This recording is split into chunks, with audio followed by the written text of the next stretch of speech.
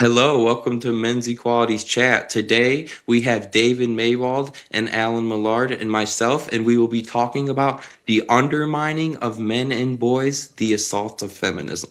Okay, something I kind of wanted to hit on. Okay, feminism originally started on this, therefore, equality in the 70s and 80s is really when they started gaining momentum. Okay, and they said they just wanted an equal world. There were suffragettes and stuff that feminism even took claim to, saying they're fighting for men to quit being drafted, they're fighting for an equal world of men and boys, and that's kind of where they went into. Come to find out, especially in the 90s and 2000s, that was a lie. It was really just kind of a female supremacy movement almost in a way, and they were really trying to make men and boys second class citizens. David, would you kind of like to alliterate on that or just speak on that? Yeah, so thanks very much, Bastian. I've written a book called The Relentless War on Masculinity. And it really starts from the premise that in the English speaking countries, we've shifted from being androcentric 1 or 2 centuries ago, so male led, in policy and law and culture. Because of second wave feminism, that pushed us into a space of sort of rough equality where we had anti-discrimination and equal pay laws and other things like that. And actually, in 1982, women overtook men at university campuses in the US. It took another 5 years in Australia to reach that situation in 1987.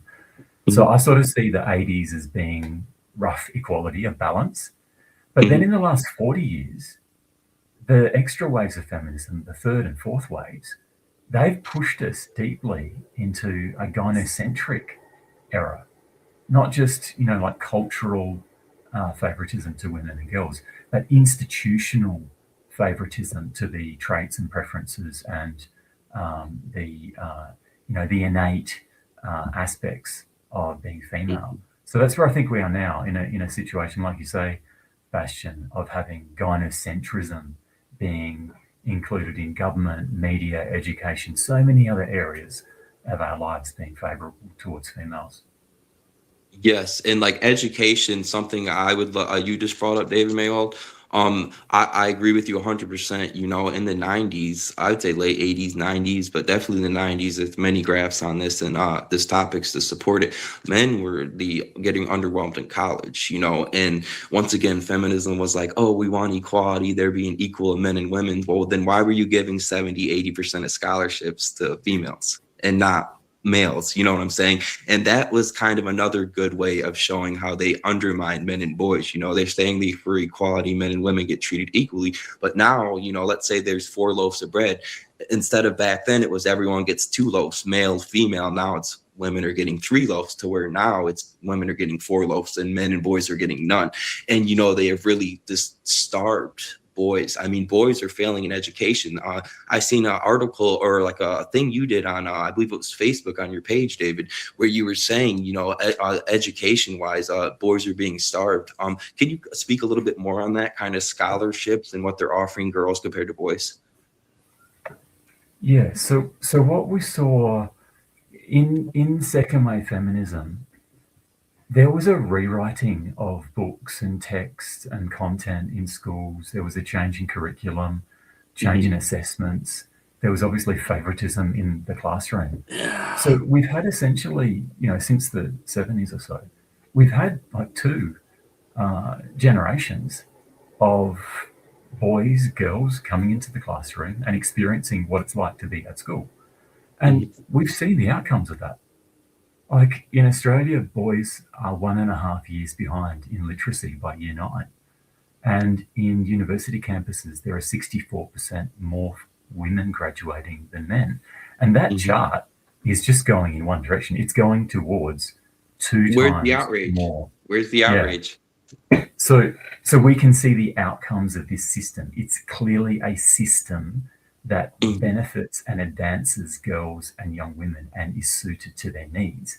Yeah, at the What is the expense of outrage? men, at the expense of men and boys. It's like I And can recall, like you were saying, David, in the early 80s, how this poison was contaminating our educational system.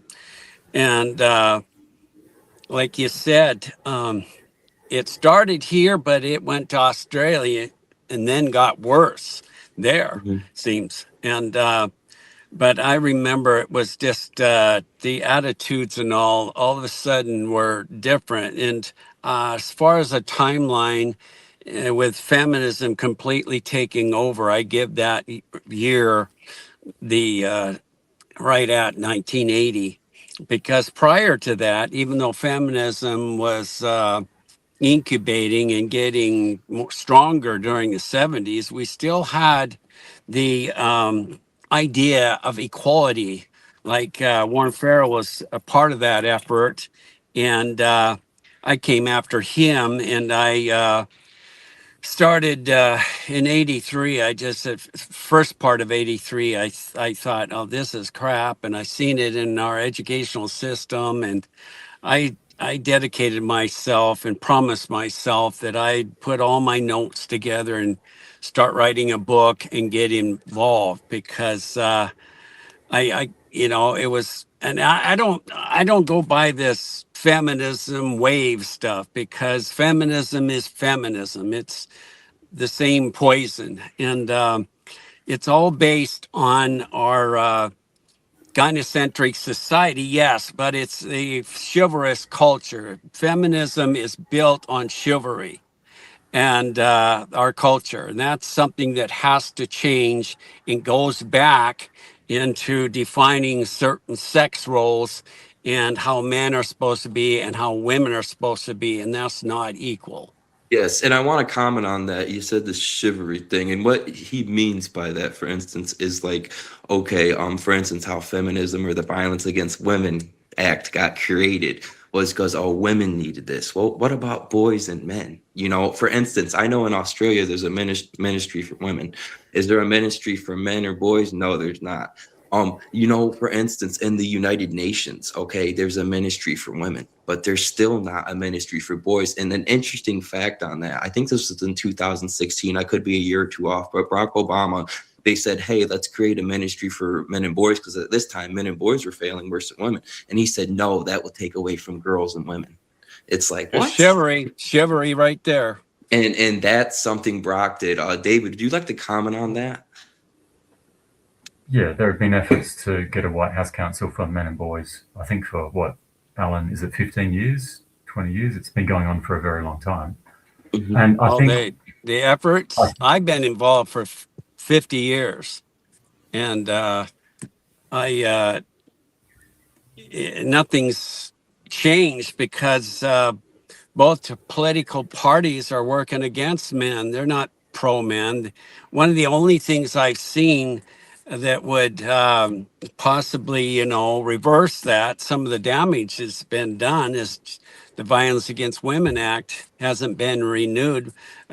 Trump refused to renew that in his first term, which sounded somewhat promising, but it's just a little teeny bit of like, you wouldn't even call it progress, because it's just taken away temporarily some of the damage that feminists have caused men.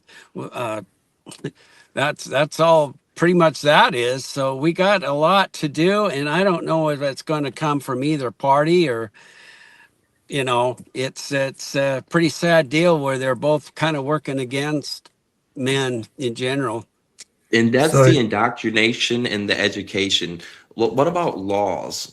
Do you see, David, I'll ask you this, do you see a big difference in the protection of women compared to, or women and girls compared to men and boys? there are some obvious differences, yeah, in the way that they are both written and applied.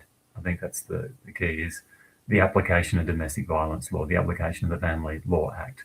And I think, Alan, what you're getting at is the aspect of chivalry of preferencing females, which men and women both do. Placing them That on a gets, pedestal, ladies but first. Oh, you but don't let's talk step to back. that way to a Let's lady, and it came from the Anglo heritage.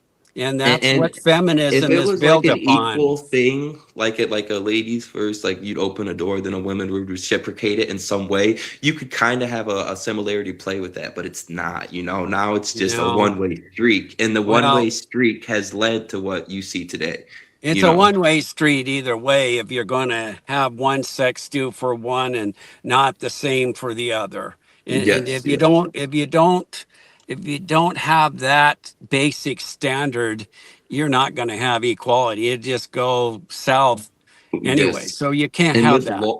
laws, for instance, David, this is something I want to hit on with you. Okay. For instance, I have to say grape because we can't say the real word. Um, for instance, that can't be a woman can't be charged with it. For instance, like if you don't penetrate, then it doesn't apply as grape. Well, what happens if you tie a man down and do it, a woman gets on a man like that? Wouldn't that concentrate, without consent, sex, when that fall under his grape? And they're being real picky with that. Or this, what's that, cohesion, or what, a new law I'm seeing Oh, passed in Australia. They're saying women coercion. Yeah. can't be perpetrators of this, only men. Can you speak on that? That's not true. It's It's not not written in that way. The in that coercive form, control laws are gender neutral, and endometrial. there are recent examples of female teachers being convicted in Australia Hmm. for sexual assault of their male students. So that's not the case. If you look at the last 60 years, Hmm. it's not the case that there was this huge change overnight.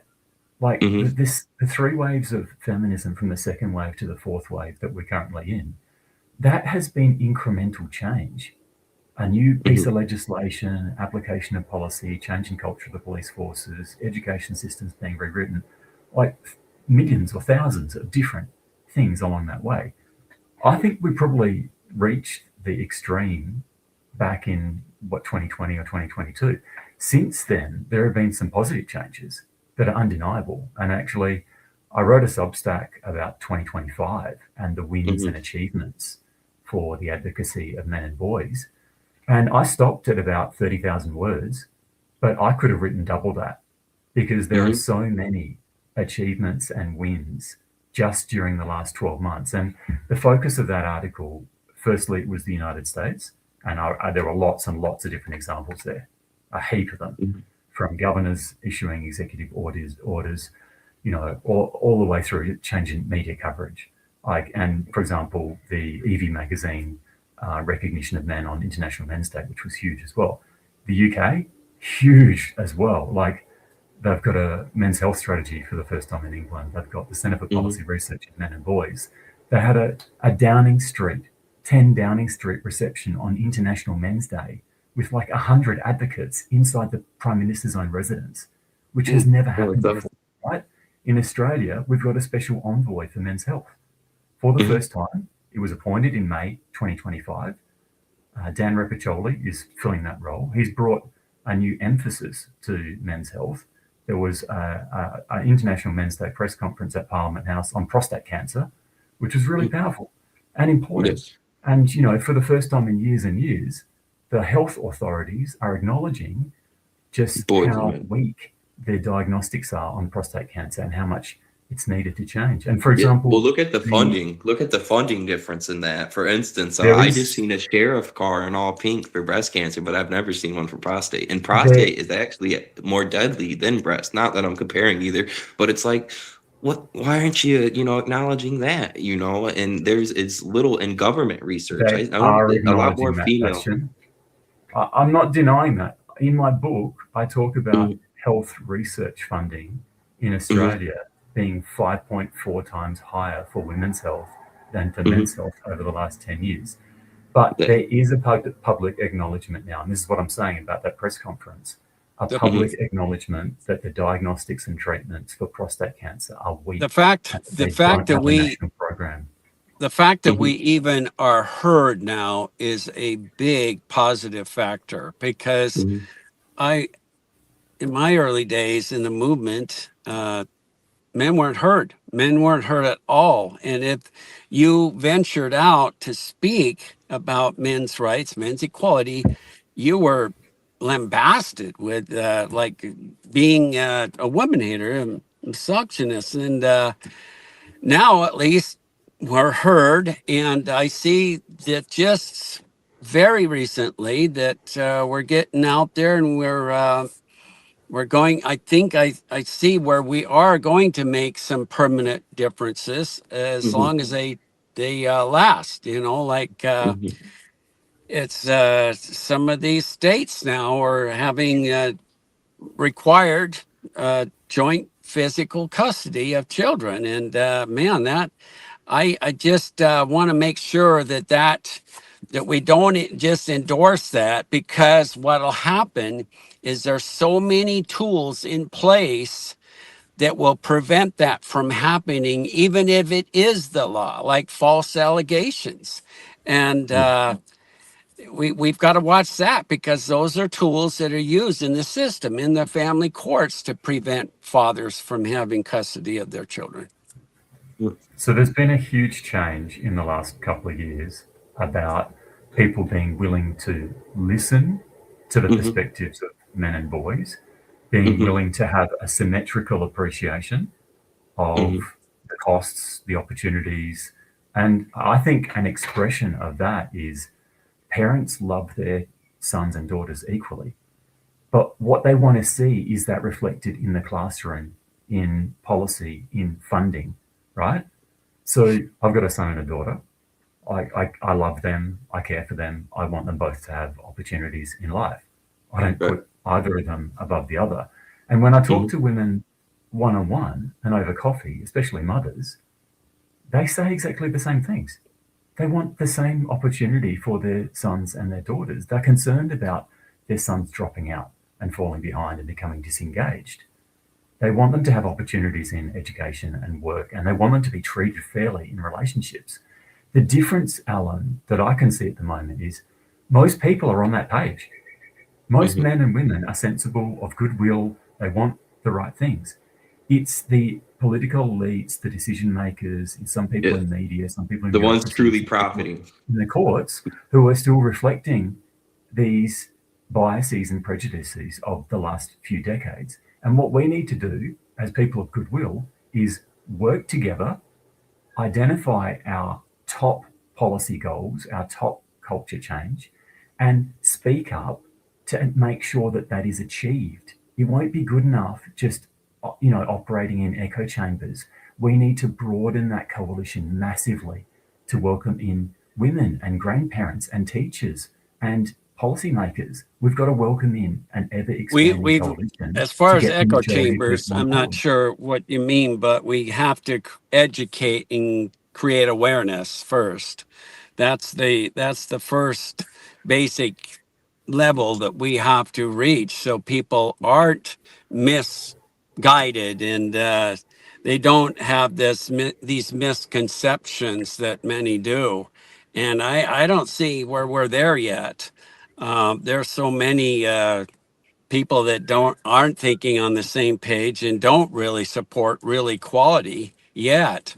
And we might be able to, in certain communities, talk to people, but I see a lot of, I mean, in the younger generations that are coming on, there's still many that are spoiled and influenced by feminists and that whole idea, and a lot of There, them there. are I can back that. I'm in my 20s, right? One thing I'll say is I do see a lot. I see the brainwashing coming undone, and I do see what both you are saying with that. I do see more of it getting out, but I also see politicians going away from it. A big part and problem of this, I think, is funding. There is a lot of funding into this. For instance, I did an interview with a guy named Daniel, and we hit on Title 4D. For instance, federal backing money is in a lot of this. For instance, child support, 60% of what someone would get in child support would be federally backed from the government, and they would get money off it. 60% of that is federally backed. Okay. And they're doing that with, for instance, domestic violence now. In America, there is a bunch of money factors into this, and there's a bunch of funding for it. For instance, a lot of countries I see are being eroded. Let's say, for instance, a country needs money. Well, you'll have the UN come over and they'll be like, hey, put this into play, and we can send you money, and countries are taking that. There's a lot of funding. Doge and Elon Musk and Donald Trump exposed this, where you see what they call equity. A lot of it went to various countries, from the United States to Australia was one of them too. India is another big one. And they're getting funding backed into this. Men are going to need equal funding. We're going to need equal commercials. We're going to need equal people walking down the street, protesting. Men need, and children, boys need a equal presumption of that too. Like I said, if there's 4 loaves of bread, everyone needs to get 2. I don't see that. That's not quite obviously how it's going now. You are right. They are pushing more for boys and men, more than I've ever seen. And this is great for us, but at the same time, like, the politicians are fighting it too, because there's a system and set, and a lot of people don't want to change. They'll be like, oh, let's go back like how it was 200 years ago, or let's go forward 100 years ago. It's like, why can't we just have an equal, set diagram for everyone? We don't want to go there either. And I see a lot of feminism still coming out of our universities, colleges and universities. And I'm familiar with in and out of the universities, and I do see some, like, women supporting men in our own group, men's equality. There's quite a few, but there's probably, I'd say, more than half that aren't there yet. Mm-hmm. Well, fewer and fewer people are identifying and labeling themselves as feminist. And you're seeing this polarization, particularly amongst younger people as well. Some young women see the benefits in it for themselves in the self-interest, but the boys and young men who've been indoctrinated and told how harmful they are to society, they're rejecting it and they're walking away from it. I think one thing I've noticed in terms of the response to my advocacy, one post I put up on celebrating masculinity was about holding women accountable, and it got over 4,000 likes, and it got massive several hundred shares, and it's been one of the most popular posts that I've put up, in the last That's good. year or so. And I think, partly what that was reflecting was people see this like shallow repetition in the media all the time. The same things being said about male oppressors and female victims, and the same editorial stance being taken in most of the mainstream media. But I think why they embraced that post was that was one of the few times that they ever see someone saying, we need to hold girls and women accountable for their behaviors. And so they're going, oh, I haven't seen this. No one else is saying this. This is really like unusual and surprising. So I'm going to endorse that because I believe that, I think that, I feel that. I feel there's been an imbalance, and I'm willing to endorse that. So I think that's a positive aspect, that what people have been sitting on privately in their thoughts and feelings for the last 5 or 6 years, in the last 1 or 2 years, they're actually expressing that. I think that's a really positive thing. Well, that's part of awareness. That's part of education and awareness. And I know, like what I was saying earlier, as far as education, we need to educate more and then come out with what we're trying to say, and which is the truth, and others that will bring others out who feel safe saying it. I think the awareness is already there, and what we need to do is welcome those people into the coalition that supports men and boys, that is for healthy relationships, that is for genuine equality, not this fake gender equality that's all about female empowerment, about genuine symmetrical equality, to welcome them in and give them positive messages that they can share. If there's something that's aspirational, hopeful and positive, that helps children, that helps relationships, that builds a healthier society, that's what they can endorse and get on board with.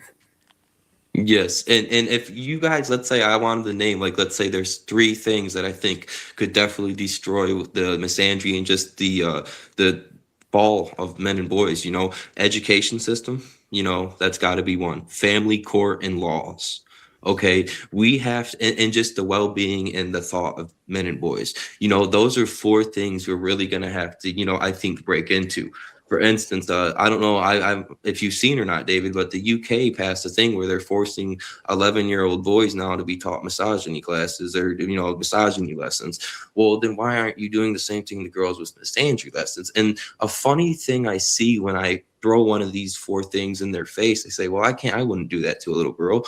Then you shouldn't do it to a little boy, and that's the thing. We have set standards, where it's okay to do for one, but not the other. And that goes both ways, men, boys, girls, whatever, Yeah, it's women, like etc. that's like And, how and that's a chivalry. problem That's I'm how seeing. chivalry started. Exactly. It's like, oh, well, you open the door for a woman, a girl, or basically set them above you on a pedestal. It's the same thing, except more extreme.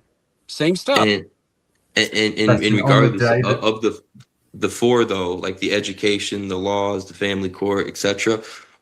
What would be your answer, David, to realign everything? Like all 3 of us will say our thoughts. What would be your answer? If we can combat everything and make it quote unquote a perfect world, what do you think's the solution?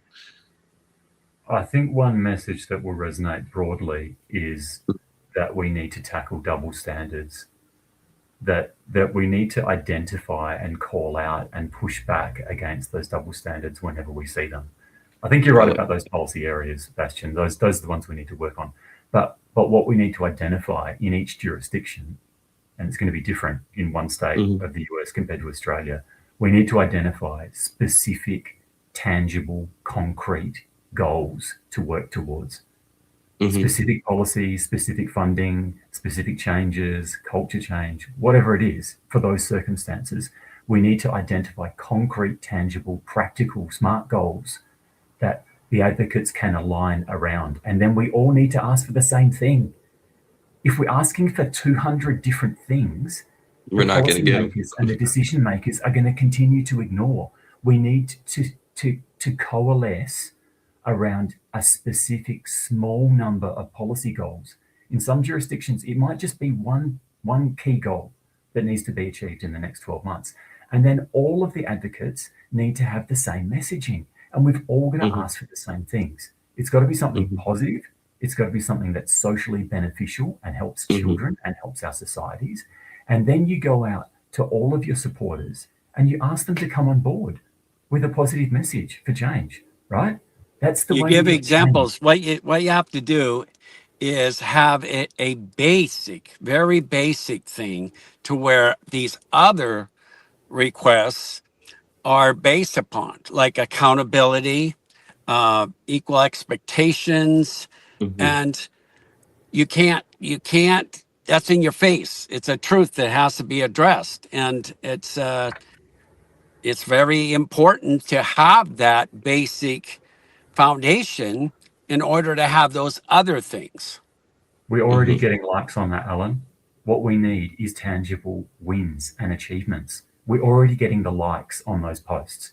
We need to translate that vibe shift into a coalition of supporters that achieves tangible, practical policy and culture wins.